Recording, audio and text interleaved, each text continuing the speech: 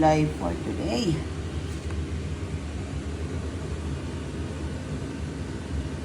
Ito yung salmon.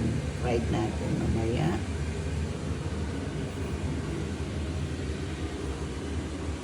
Yung sahog natin.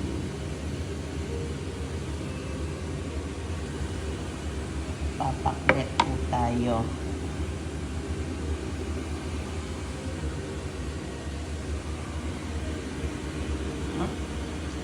Pananghalikan. Coco! Aji. Alam niya na pag pinipicturean siya, oh. Coco, tara na? Ready ka? Walking na tayo? Tara. Come on. Let's go. Come on. Come. Tara. Alam niya na talaga yung word na tara. Ang bilis siya. Tara na, come on. Let's go na pala. Come on. Come.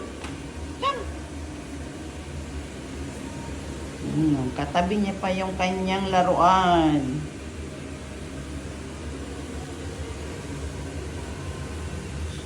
Sarap ng gulay. Fresh na bili. Ang galing nito. Parang yung sitaw lang sa Pilipinas. Oh. Parang yung turo. Turo na sitaw. Tapos yung talong din na ano. Sana yung talong ko na maliliit. Masarap po itong talong na ito eh. Manamis-namis siya. Pwedeng kaining hilaw. Gasan lang po. This one. Kita nyo ba? Yan po. Yan yung talong na to.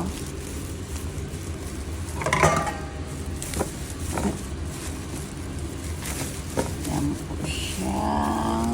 Gusto ko itong talong na to kasi manamis-namis siya.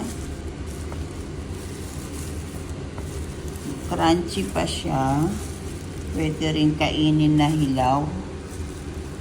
Yan, hugasan lang po natin mabuti. Technique po ng tamang paghuhugas ng gulay. Yung tubig, lalagyan nyo po ng konting soda yun. Ito, this one. Baking soda. Ito po. Ito.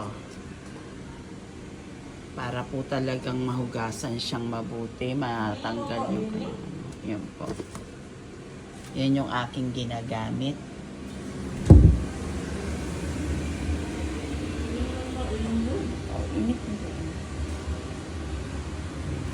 Tara po, luto tayo sa mga Ilocano po dyan.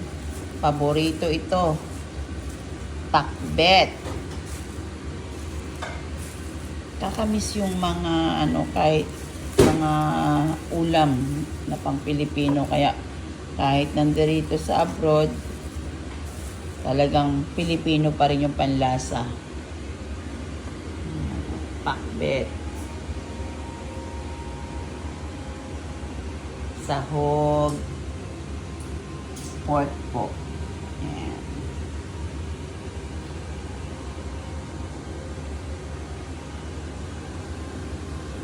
Okay, happy weekend. Happy Saturday po. God bless.